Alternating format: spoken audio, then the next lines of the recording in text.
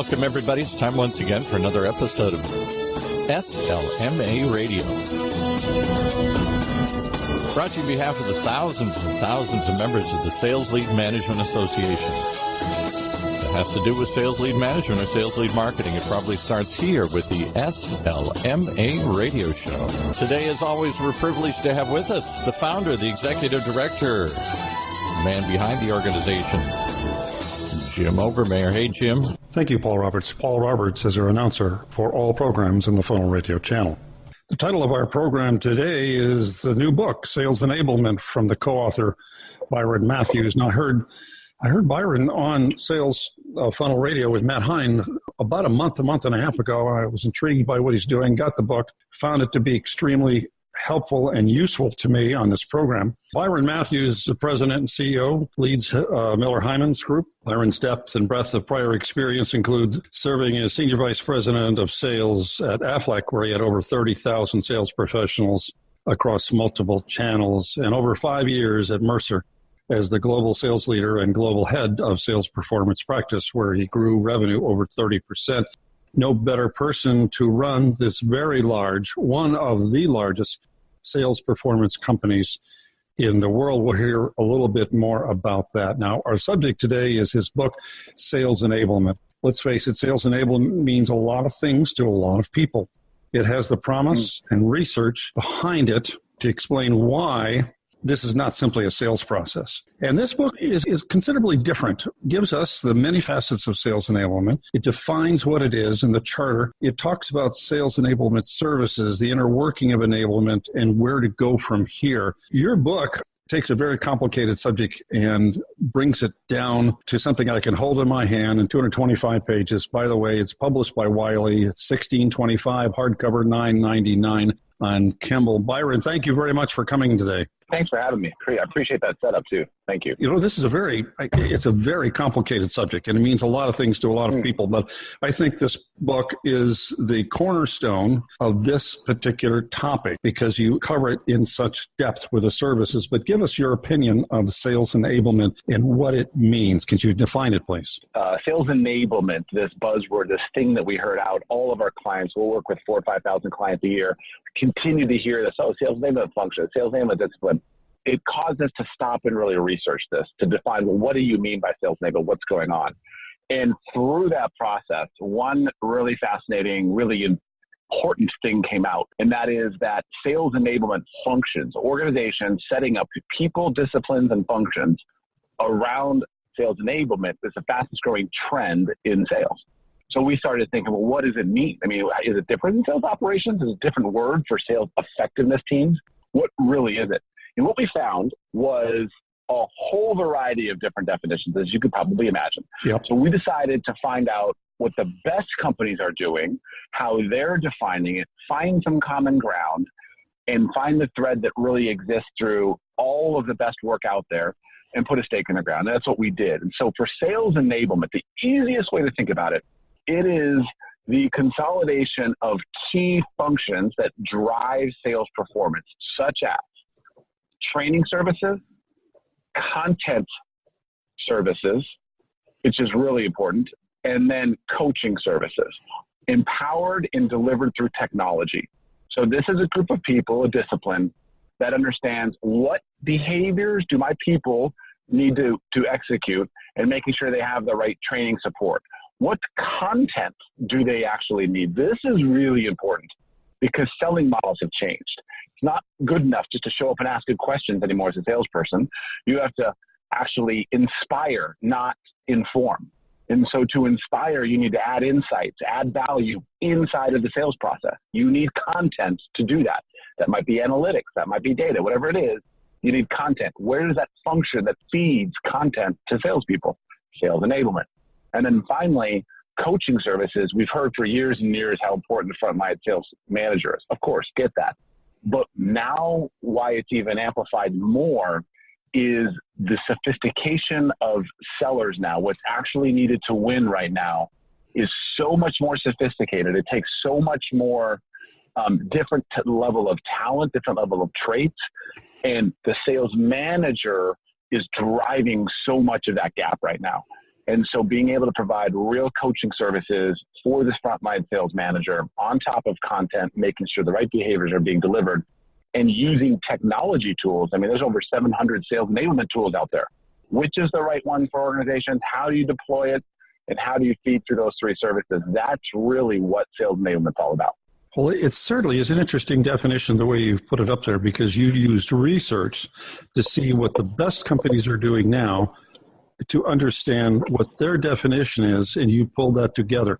So it isn't simply a definition which is a reflection of your company. It's a definition that's a reflection of what's currently going on in the industry, which has a lot more credibility overall than virtually any other definition I can come up with out there.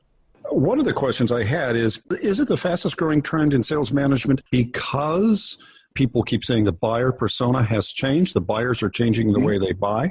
Is that the reason? Buyers are getting better at buying faster than sellers are getting better at selling. That's true because we see that in the numbers. So we've studied sales performance, thousands and thousands of companies every single year. We measure and monitor sales performance. And what we see is there's a declining trend across 6 really key metrics that we've seen for the last 5 years, consistently trending down. Even the highest performing companies are trending down. Now, it's interesting. People say, yeah, but wait a minute, but profits are up and revenue is up. Well, hold on. Sales performance across metrics can still be down and you can still make revenue numbers. How? Because you rely on more on high performers. The gap between high performers and medium and low performers is widening. Well, why is that? Double click on that. Because high performers are performing at a better level related to more sophisticated selling. So buying profiles have changed. The buying personas and the dynamic are changing, and only the highest performer salespeople are really navigating through all that. So what we need to do is so essentially what companies are doing is creating functions in an enablement team to help get the middle moving, to help get the rest of the organization to catch up so performance catches up. That is so rock solid in our research that is really, really driving this trend. And again, it's one of those things where it's happened so quickly. Almost 70% of organizations are now have a sales enablement team function discipline that it lacks its clarity. And that's really why we came out with this book and this research really quickly, was because we felt like we could really help organizations navigate through how to really set up a highly functional, high-performance sales enablement team. I imagine with some companies, sales enablement seems to mean whatever the sales manager determines it to mean. Bleeds into sales ops sometimes. Like you see some sales enablement teams doing things around territory design or even compensation design. That's really not what it's intended to do. That's really not its sweet spot. My own speech 5, 6, 7 years ago, whenever it was, revolved around sales enablement, which is content nurturing, sales lead management, enabling the salespeople to more efficiently sell using technology. And that's only part of it. Today, I can see how it's really changed. What do the biggest champions in sales enablement have in common? Can you focus a little bit on that? I think something actually you just touched on, which is really impressive, that this is something you were thinking about 5 years ago, because 5 years ago, this really, truly an emerging thought. But I would say this, you can debate on the services, things like coaching, content, and training services. Those are as we studied these 300 organizations and really went deep and found what the best of the best are doing, those were common. We're really pretty confident those are the key services. Although there's debate. There's other people say, oh, what about this service? What about that service? But the one thing that is hypercritical is, and you mentioned this idea of using technology to become much more agile and to deploy a lot of these services to get the scale that's needed. So it doesn't necessarily just need human beings or a whole bunch of consulting work around it. So I would say that, the one thing that we are seeing as a common thread truly is this notion of using technology to deploy this. And honestly, that's why you're seeing this explosion, and I mean this truly explosion, in sales enablement tools. I mean, it feels to me like every day there's a new sales tech out there, and the whole sales tech landscape is just getting incredibly clustered. I think it's on the verge of a pretty large transformation, massive amount of convergence in that technology stack, but that's the one thing I think sales enablement teams are really kind of cutting through. Makes perfect sense. We've been speaking with Byron Matthews, the president and CEO of Miller Heiman. He's been talking about sales enablement in their book on sales enablement, which I have a great copy here, which is well thumbed, and I've got all kinds of little sticky notes on it. Sales Enablement, a master framework to engage, equip, empower a world-class sales force. Going to take just a quick break to hear from our sponsors. We'll be back in just a moment. All right, one more thought we want to pass your way, that Customer Portfolios, they partner with omni-channel consumer-facing companies to grow customer value and revenue. They use advanced analytics to identify actionable insights about specific behaviors and revenue opportunities across the buying life cycle. Leveraging these insights, Customer Portfolios executes targeted and measurable lifecycle marketing campaigns. Imagine that, a campaign for the life of your customer's life cycle to generate incremental revenue and customer value. If all of that sounds confusing, they'll make it real clear if you simply visit customerportfolios.com. See what they do and how they do it. customerportfolios.com. All right, let's pick it back up with Jim and the second half of his interview. Thank you, Paul. It's nice to hear from our sponsors. We've been speaking with Byron Matthews, who's the president and CEO of Miller Heiman, and he's the co-author of the book, Sales Enablement. He's been defining sales enablement for us today, talking about the customer trends and talking about the huge trend in technology. Before we go any further, can you tell us a little bit more about your company? Miller Heiman has been a name in the sales performance space since the 70s. I mean, Miller Heiman pioneered solution selling in the 70s with strategic selling and blue sheets. Now, we are a long way away from that today. We've really evolved, primarily because the industry and the markets force us to evolve. You know, we think of ourselves as a sales performance business today. You know, our customers don't come to us and say, hey, we need training. They come to us and say, hey, we need to perform better. And by performing better, yeah, you might need some training, but you also might need some compensation work or some territory design work or some sales enablement help or some technology considerations. And so we've really expanded our business to address the full needs of what drives sales performance across consulting, technology, training, and research. Makes perfect sense. I've been a sales consultant myself for many years, doing less of it now as the publishing company has been built. However, the number of times I'd be called into a company and they'd say, we need sales training. And why? Mm-hmm. Because revenues are down. But why?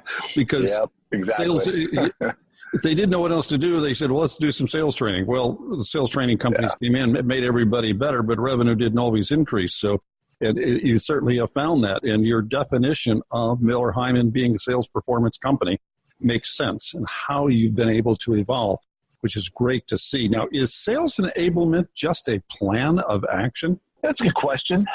I certainly think sales enablement, like we talk about this in the book, the best companies that have found the best success deploying sales enablement investment start with a charter. And what that means essentially is a plan of action. Essentially it is, here's our goals, our objectives, and our roadmap.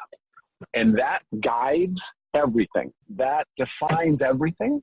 So in one way, I think, yeah, it could be. I mean, in one way to look at it could be just a plan of action. But I tell you, the ones that look at it from an impromptu and ad hoc, think of it as individual projects, are less successful. So it's not just a methodology, which so many sales people come out and start a consulting company and come up with something new. Certainly years ago, as you say, what the company started with, it was a methodology, solution selling, which is still a wonderful way to look at things. However, it's a lot more than that today. So it's more than a plan. It's more than a methodology. You mentioned when you implemented sales enablement at Mercer, you say that you punched above your weight in a recession. How did SE help you do this? Well, sales enablement was the function that drove a plan. If I were to be very specific at Mercer, so our sales enablement team designed a plan that included sales methodology. That's how I got to know Miller Heiman. It included some consulting work around our teams, our structure, our people, our talent. It had to do with connecting with sales operations and really thinking through our compensation. The whole work, it had a whole plan that we drove. And the key thing is that when we executed that plan and our recession hit, right? So, 2008, everything kind of came crashing down at the end of the year. We just finished rolling out this plan. And strategically, our business, our leaders looked at each other and said, what are we going to do to get through this recession? And we said, well, wait a minute. We're looking right at it. We just made the largest investment in sales performance than any of our competitors. I mean, this is a massive advantage that we just did. Let's just lean in. Let's just implement that. Let's adopt it. I mean, sure, we've implemented it in quotes, but now let's live it and breathe it and drive it. And let's just punch above our weight. Let's just win more. Let's sell more. Let's just outwin everybody, outsell everybody as a strategy. And that's what we did. And we grew sales 6% in 2009 and 8% in 10. And so it's something that works. And from that minute, I knew this whole thing worked. And that was something that at a personal level meant a lot to me because results matter. But it just was something that I know could help all organizations. But it's got to be done right with the right passion.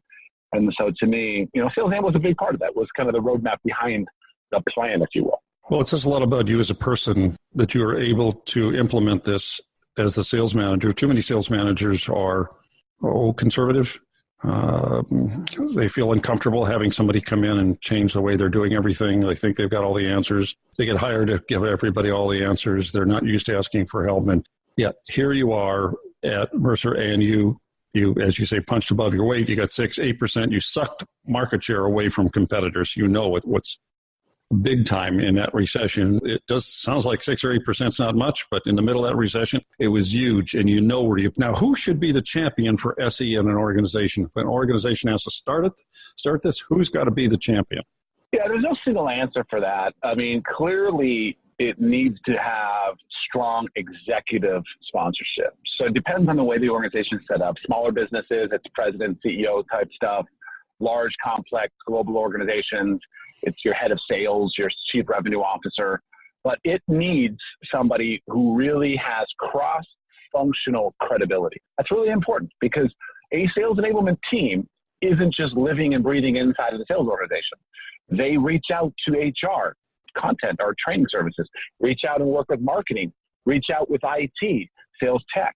So it needs to have a charter that is profound enough and has a level of support that a executive gives it.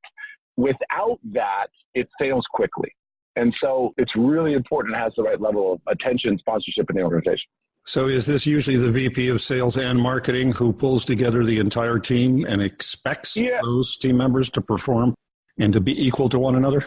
For certain. Depends on the size. Like small organizations, I argue that it needs to be the CEO. My opinion, if you're a $500 million to $1 billion range, I think your CEO needs that. I say that's small. That's not small by any means, but I think your CEO needs to have visibility to this because it has such a cross-functional impact. But at a minimum, your head of sales and marketing absolutely needs to be driving this. I can certainly understand that. Where will Miller Heiman be going in the future? Can you give us a little insight into this? Now, you've got this great book out there. It's doing extremely well. Yeah. You've got CSO Insights that you acquired, 2 years ago, or is it 3 years ago? 2 years ago, yeah. 2 years ago. Goodness gracious. 2016. Great company. We've had some of the people, we've had some of the principals on our radio programs. Where is Miller Heiman going today with the sales performance? Well, it's a great question. I really appreciate you asking that. We're making the biggest bet the company's ever made. Other than our acquisitions and all that, I even argue this is bigger. Part of it is informed by everything we've talked about today. Sales tech is really driving a lot of sales performance, and we're seeing it in results, and it's growing. I mentioned all these 700 plus companies have come up, and you've got Salesforce innovating with Einstein. You got LinkedIn doing all these different things, and it is a trend that is here to stay and growing fast. Here's the thing. All these sales tech companies, they need one thing. They need data. What am I analyzing? What AI can I put around the data? What can I do to provide insights to my seller, to my selling management team, to sales ops, whatever it is? Well, think about this. Miller Heiman methodology is the richest data that can exist. A piece of CRM data is interesting, but is it important? Yeah, it's important for a pipeline, but is it important to actually win a deal? No. What's important to win a deal is a methodology. Like if any listener here knows strategic selling or Blue Sheet, that is the anatomy of a deal. It's all the details of a deal. So imagine if, as a seller, I had 1,000 of those that were recorded in my CRM system, understood. Then I put technology on top of it where it knows me personally. When I lose, when I win, what actions do I take? What's different between me and the next person next to me? And it starts predicting things I should be doing and truly helping me think about actual behavioral changes, and then provides my leader that information. That's the technology that we've invested in around CRM. And it's something that we're launching July 10th, the largest investment in sales tech that we've ever made, certainly. It's something we're really excited about. So what's going to happen July 10th again? Tell everyone. Yeah, we're launching our new sales enablement platform, CRM capability called Scout. And the tagline is "See the move that moves the deal." And it's all AI analytics based around our sales methodology.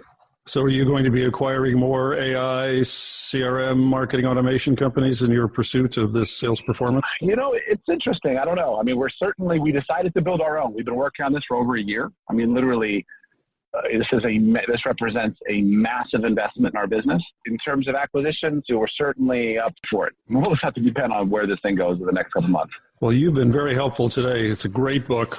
We're going to feature this on our websites for Sales Lead Management Association, Funnel Radio. And we hope to have you back again someday. 6 or 8 months, come back and let's talk about your new efforts here and your launch of Scout. We've been speaking with Byron Matthews, the CEO and president of Miller Heiman. The company is committed to championing customer management excellence through customer lifecycle and across the enterprise from one source. The company is now known as a sales performance company. Paul, over to you.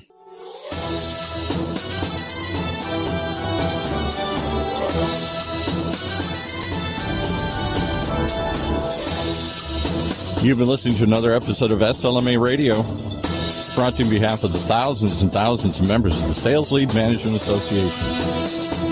It has to do with sales lead management or sales lead marketing. It probably starts here with the SLMA Radio Show.